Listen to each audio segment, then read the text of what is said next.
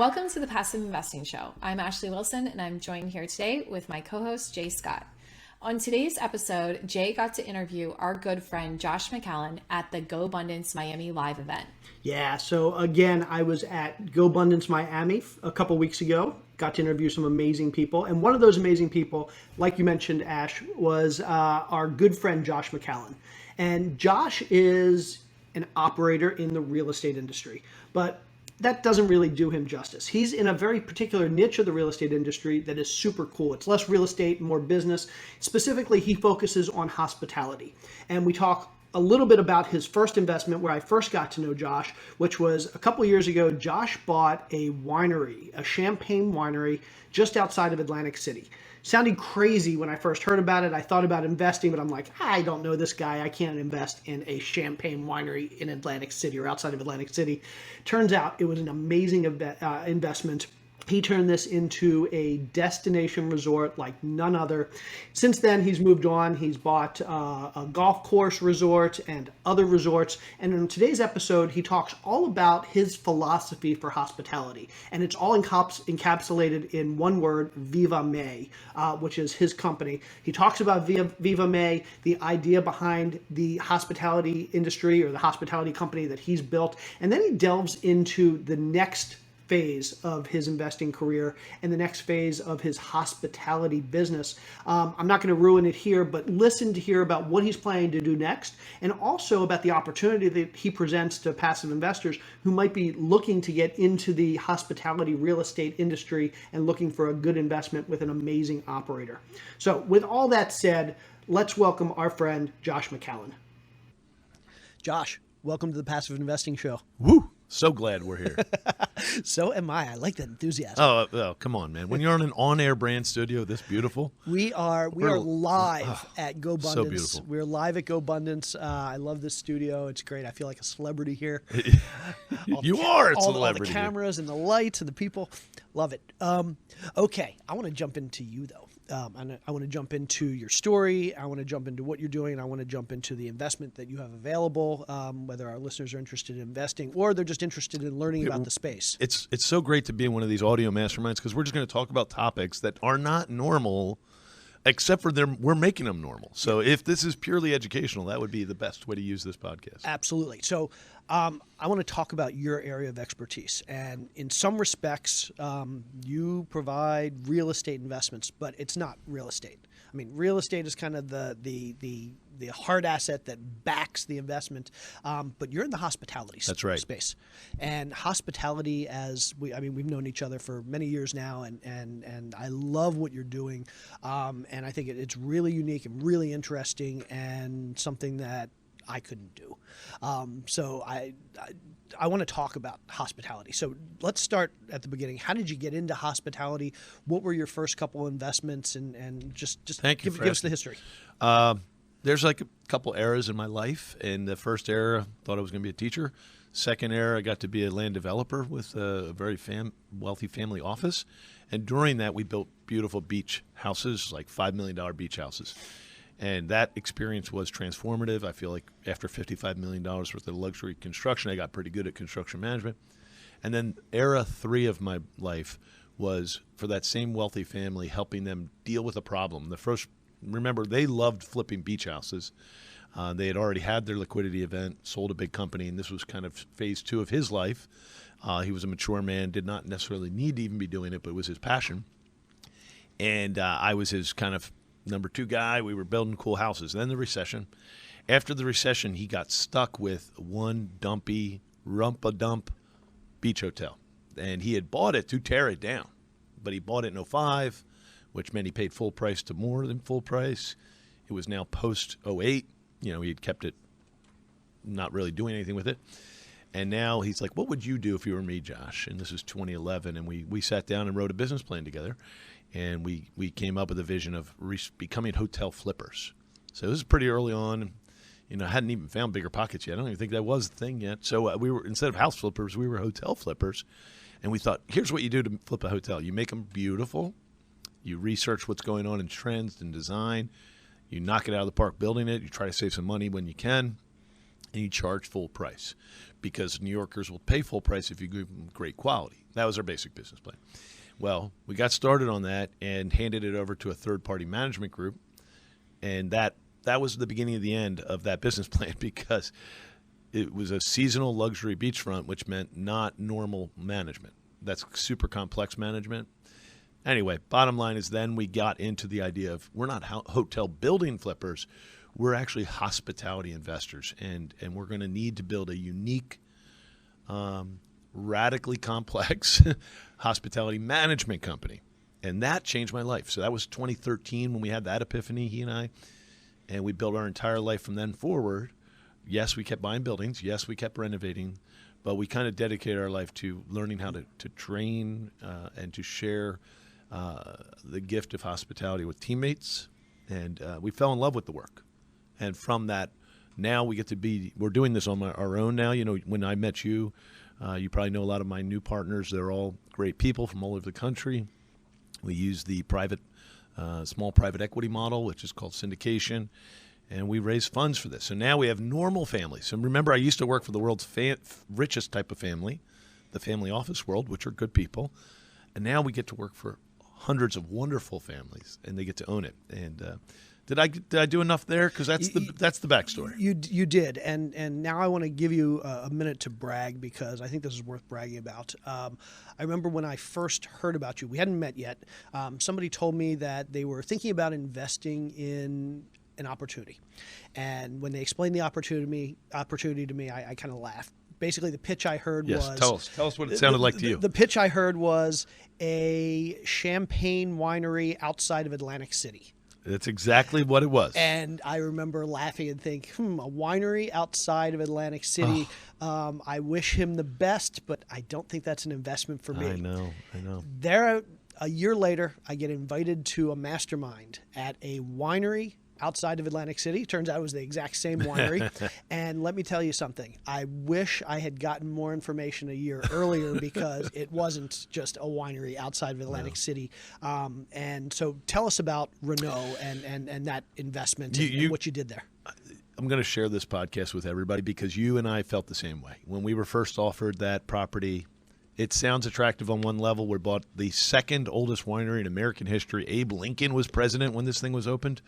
In the 1860s, and it never shut down, which is somewhat of a tea leaf, like even Prohibition that stayed open for somewhat nefarious reasons during the whole thing. But there's something to that, I have to admit. Ever since then, I'm like, if something can, it's like a cockroach, man. That place couldn't die even when it was dying. So here's my point. So when you buy something out of bankruptcy, you're buying it for a penny on the dollar. You're like, I can make this work. Can't we make this work? But, and I also say to people, please, thank you for everyone who was part of that. It's called the Renault Winery. There's hundreds of you listening right now that are probably investors in that because that has done very well, extremely well. We outkicked the coverage, they say, right? You know, we thought it would be a 10-year build-out. Someday we'd get it from the $2 million it was to $14 million annual revenue. In year one was pandemic, so we did 4.5, already better than originally. And then by year two, we did 17.9. And it was still pandemic rules, and this year we'll probably do way over 20. And we never thought we'd get there in 10 years. I have a feeling that a lot of the appeal isn't necessarily people saying, there's nothing I want to do more than go to a winery outside of Atlantic City. And I say that not as an insult. I say that to give so much credit to you and your team for what you have built. Big praise. The reason people go there is because of I'm going to let you talk about it. It's called VIVAMEE. Yeah.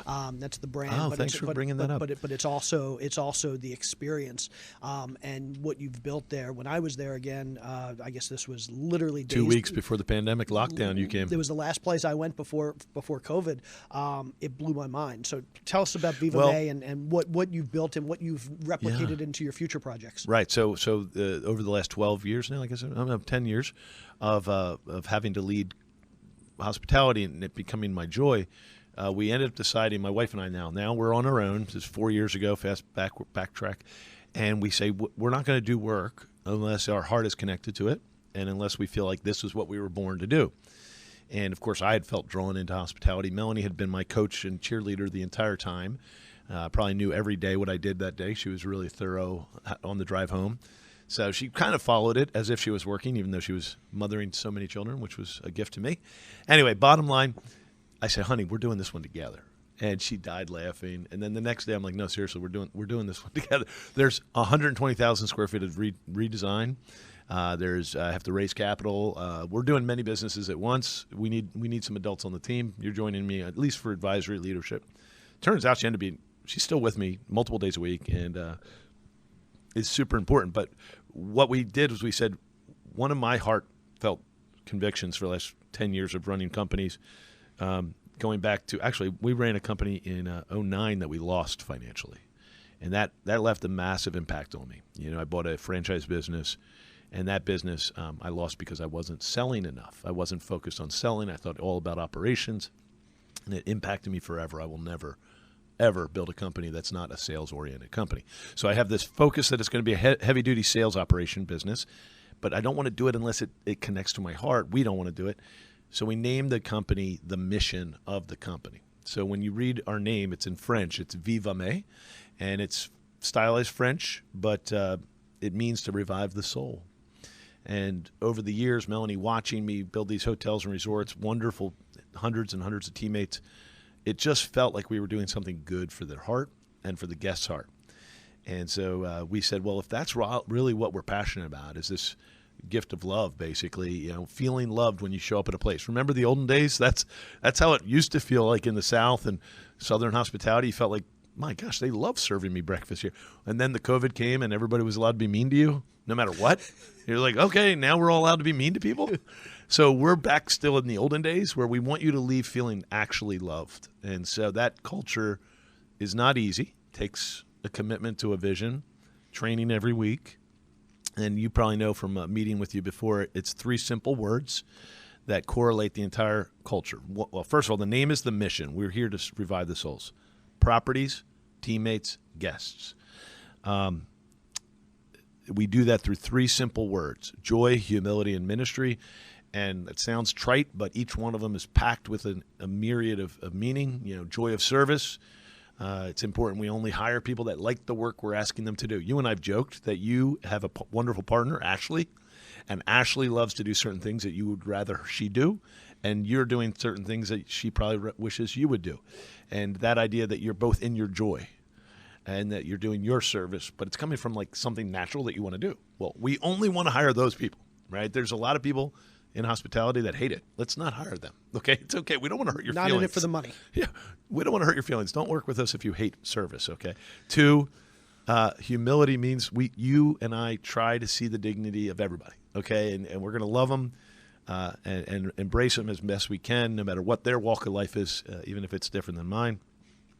And then ministry is where we try to say to the teammate. I was just on another podcast with a guy who's like, man, I'm doing another business now, but for 5 years I was working at 4 Seasons in the beverage business and bar business, and it was my favorite job in my life. And I'm like, he and I are opining about why. And he's like, I said, is it because you were doing the work so the person felt loved, not just to make a cocktail? And he's like, yeah, I used to have coaching sessions. Well, those coaching sessions are what we do every week, where we say, listen, you can call this a job for a paycheck. You can be good at making the cheeseburger or delivering the wine, or you could say, I'm delivering the wine so the person feels loved. It's the same amount of steps, but it transmutes. The entire business becomes like powerful.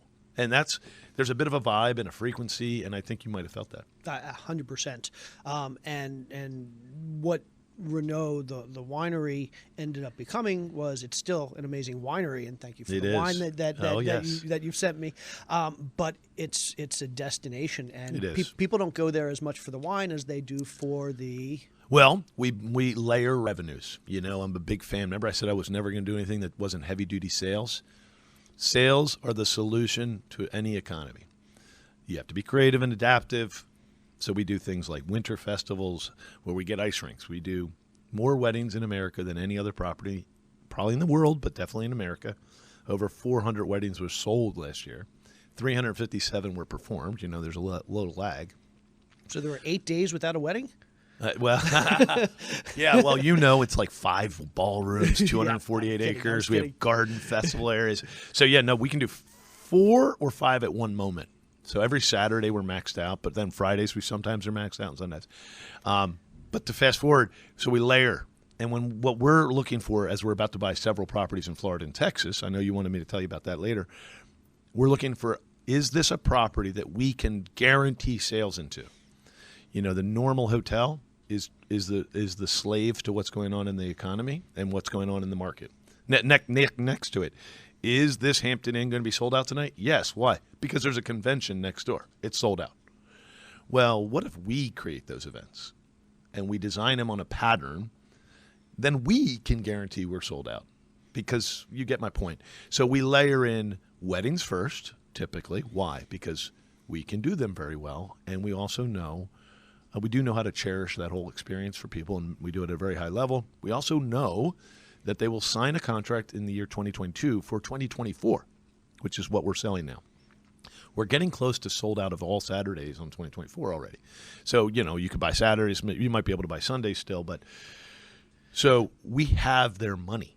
And that's the thing that investors fall in love with, right? So normally you think you're buying into something that's super speculative. Well, here, the year 23 is sold out for most part. All rooms for the whole year. Most weekends for weddings are gone.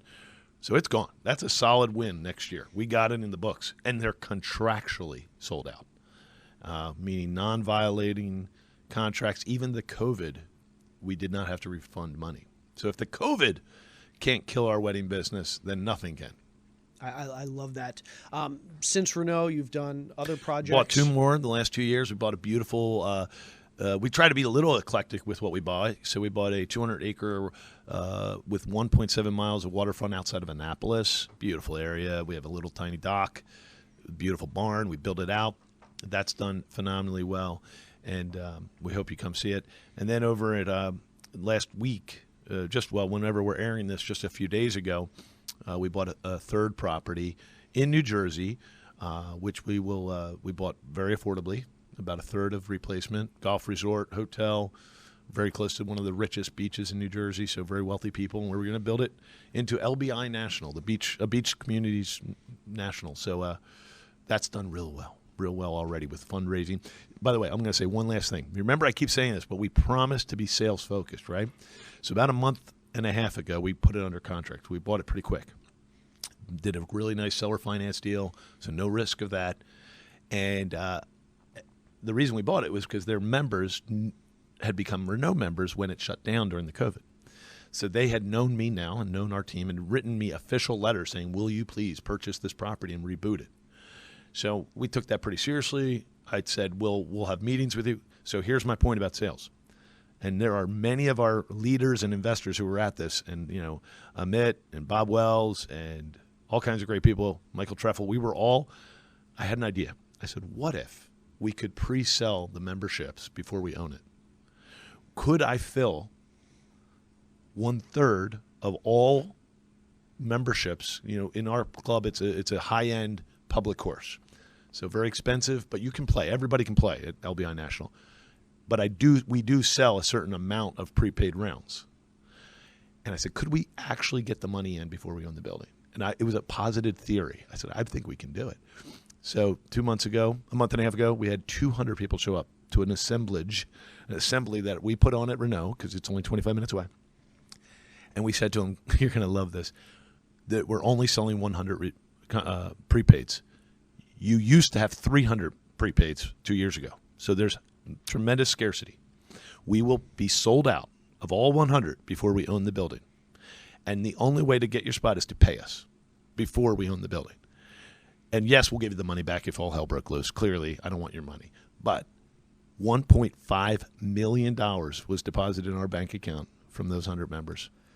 Wow. Before we owned it. I mean, what I love about that is, talk about proof of concept. I don't know. It's kind of cool, bro. As an investor, you like that. I like it too. And I have to admit, I hope nobody takes this the wrong way, but honestly, no one had ever done it that way. And I just thought, I think it could be done. As long as you offer me a value, I'll do it. And they did it. So let's talk from a high level perspective, considering investing or investing in hospitality type investments. I can certainly come up with some of my own, but I'd rather hear it from you. What are some of the benefits, but also what are some of the risks? Let's start with like the pros and cons. Let's go to cons first, and we'll get those over with. I think people believe hospitality is more risky than multifamily. There's obviously certain reasons that might be true. They believe it's a luxury, so compared to the commitment to living. Now, I have a theory about that. One, the only thing I can do is try to find contractual revenue. So we try to overcome the number one concern, which is volatility. It's a leisure asset. How do I know it's going to be stable? So I think you heard it in my explanation that I really try to do contracts and prepaid, whatever. What are some other things? The other things are too many cons. I don't know if there's that many cons, honestly, because for me, the pros are right now we're buying at an affordable price compared to what everybody else is buying at, right? So let's use one metric from multifamily would be room key count or door price of door. And in our business, a Holiday Inn Express today would cost about $200,000 a room to build. But it would come with nothing but the lobby and the buffet line. We just bought our last resort for the one we're looking at in Florida right now. We were offered a full-size 258-room conference hotel in a great town, Fort Lauderdale, with food and beverage and meeting spaces and wedding spaces for $126 a door. And it's 13 stories, concrete. It's not really even possible to build that at that price. But we're buying it. It has cash flow in place. So I find we're getting value on purchase price compared to build costs. Whereas I don't think you're getting close in apartments right now where you might actually be at parity or upside down on build costs. So I feel like we're in a good spot there. And then I have this one crazy positive idea that I don't mind you disagreeing with me on. And that I say during the pandemic, I'm a big multifamily guy. Love it. I would love to invest with multifamily partners. Don't necessarily do them myself. But I was shocked that there was eviction moratoriums during the pandemic. I just was surprised by that. Like I don't know if any of us saw that coming. And it was the first time I've ever thought, wait a second, will that happen again? I don't know. Will it? Maybe. So I have two thoughts about multifamily. Will they ever not let us collect rents? Interesting question. Never thought of it 2 years ago. And will they let us raise the rents 10% more than a few years in a row? I'm not sure they would, meaning the government. Now that I know they can make national laws about rent and eviction, I would suggest it has to be part of your evaluation. Can it happen again? Maybe not. Whereas for me, I kind of think those I'm a little bit okay on because we're not an apartment. I do believe we'll not technically have rent controls on hotels. And even though we got shut down, we did get shut down for a period of time. This is where your point is well taken. Because we're a business, we found pivot points. Anyway, so those are some of my things. Feel free to challenge me. I can't challenge any of those. I think those are all really good points. They're all good assets, though. And this one is the operating business asset class. So you know what else is in this category? I was at the big conference, and CBRE gets up there, the fancy commercial real estate, and they talk about the dissections of real estate. You're probably more knowledgeable than I am. But, the core assets are retail, office, and multi-residential. The non-core real estate is self-storage, hospitality, data centers, industrial. I don't know if industrial is one of the because these require operating businesses. You're right. Whereas the other ones, you can just sign leases and have extremely minimal to no involvement. Like you can even do triple nets. Whereas we have an operating business, and some people say that's a positive. I say it's positive. Most people would consider that a negative, to be honest with you. And my wife. This is my last con that you could say, but I'm okay with this. She was like, Josh, this is about 2 months ago, because she and I were talking about, these new epiphanies that go through your heart and mind as you start to realize that you can open up the code and buy real estate with partners and all that. She said, Robert Kiyosaki says there's 2 ways to beat inflation. He must have done a YouTube or something, and she was watching. 1, buy cash flowing assets that appreciate while your debt stays constant. And 2, by businesses that can grow based on sales and, can pivot, right? So a business asset ownership and a real estate asset ownership are his two arguments to how to beat inflation. And I feel good that we have both. I remember when you were there that one time, you loved that I was doing like retail shops, cafes. I'm the first to say that the business part is the best part of the investment because that's what creates the barrier to entry. I personally do multifamily syndication. I love operating multifamily, but everybody and their brother can do multifamily because it's a low barrier to entry. I'm not going to say no barrier to entry. Obviously, I like to think we're better at it than most, but when you run a business, whether it's a hospitality business or a car wash or a retail store, whatever, a restaurant, barrier to entry and your ability to outwork and outthink and outsatisfy your competitors with respect to your customers is what's really going to set you apart. And so, yes. That's what we work on. Yeah, I think that's certainly a pro, not a con. It just means you and your team have to put in more work. But again, as an investor, I don't care how much work you do. Right. No, and that's I want you to do the work. We love it because you're letting us do our passion, by the way. Yeah. So we are so grateful to our investors that way. Thank you for letting us. Yeah. So now I want to pivot a little bit. Let's talk about and so you have an investment coming up that's probably going to be available at the time that this is released. So for anybody out there that might be interested in considering an investment, they can consider this investment. If you're listening to this a year from now or 2 years from now or 10 years from now, hopefully you can still take this as a case study for how a hospitality investment might work. So that if you're thinking about doing a hospitality investment with either Josh on a later investment or somebody else, hopefully this knowledge will translate even if the investment's not still open. Tell us a little bit about what you have coming up.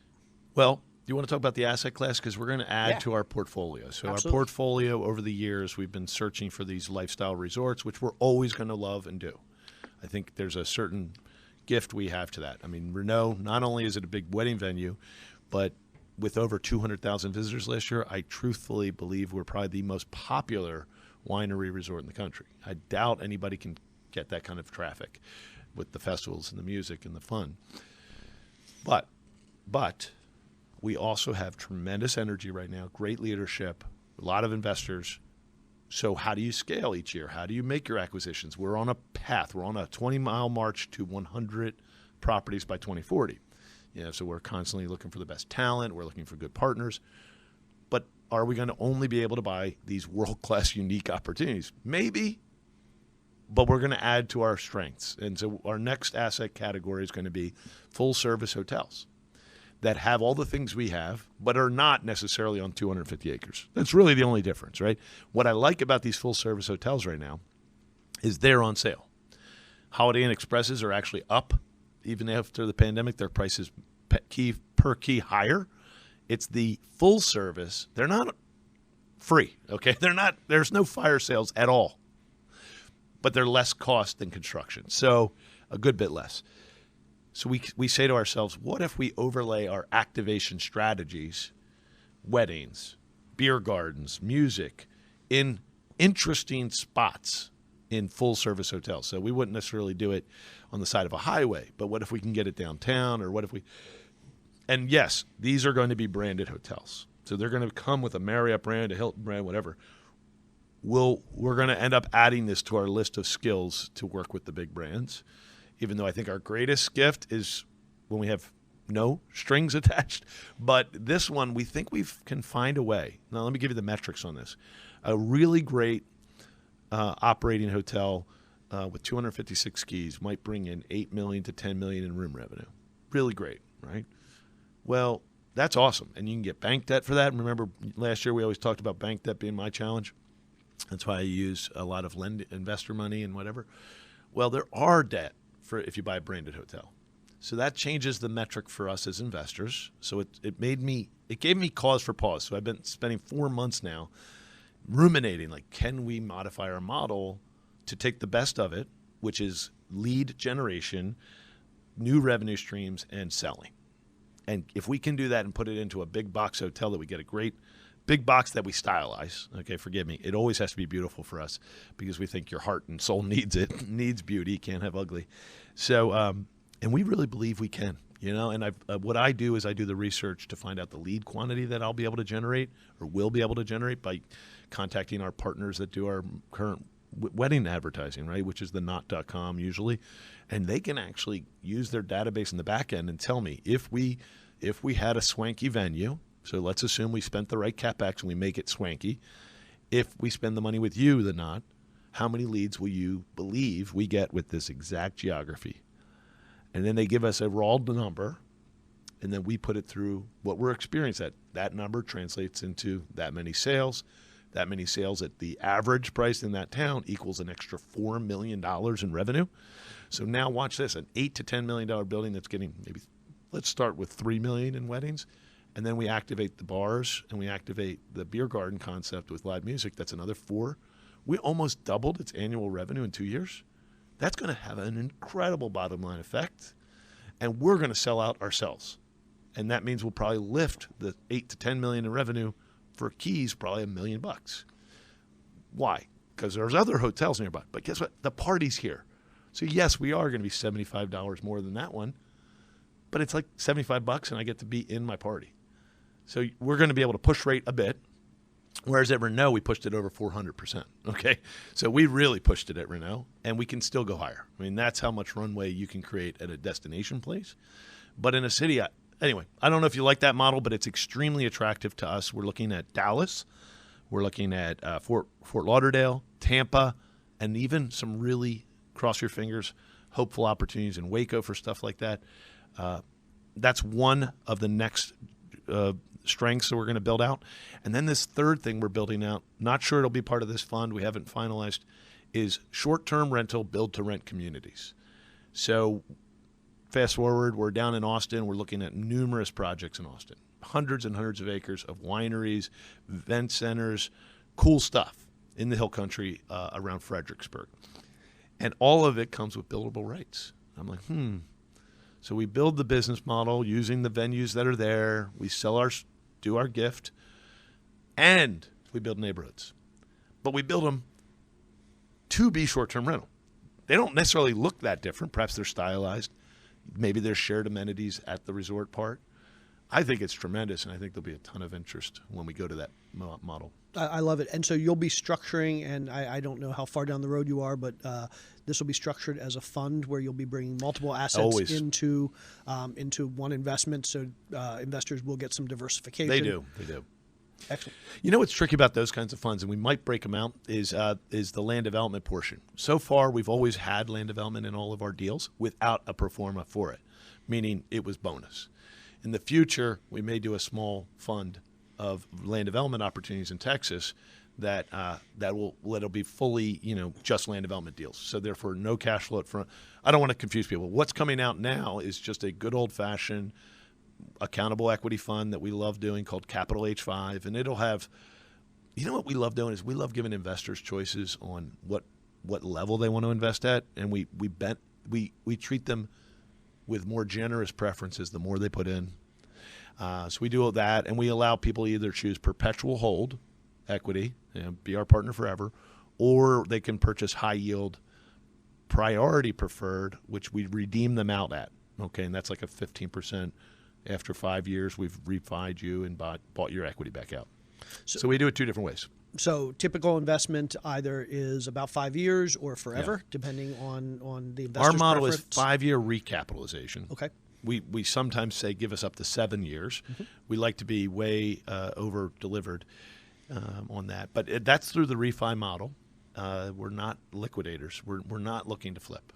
Now, it doesn't mean we couldn't sell a portion into that neighborhood concept and recapitalize you through a portion of your property sale, which I kind of appreciate. That's like the old-fashioned way to get your land for free, the ultimate house hack or land hack. So those concepts are available to our investors, meaning most of our investors actually are attracted to our perpetual hold strategy. At first, I didn't think they would, but now there's a lot of them that say the reason they're joining us is because they should be recapped or their investment should be able to be returned within 5 years through debt. And now they get distributions forever? Yes, they get distributions forever. Wow. And in terms of cash flow and total returns, so you mentioned for the 5-year 5 to 7 year hold, probably in the 15%. Yeah, so range. that's if you want to be redeemed, have your money back, and be out of the deal. We basically double your preference. Otherwise, the preference ranges from 9 down to 5, depending what you invest. So we start our preference points at 5 if you're at the smallest amount of investment, or 9 if you're at the highest level. And the IRRs, we try to budget. We try to be conservative and keep them at 20.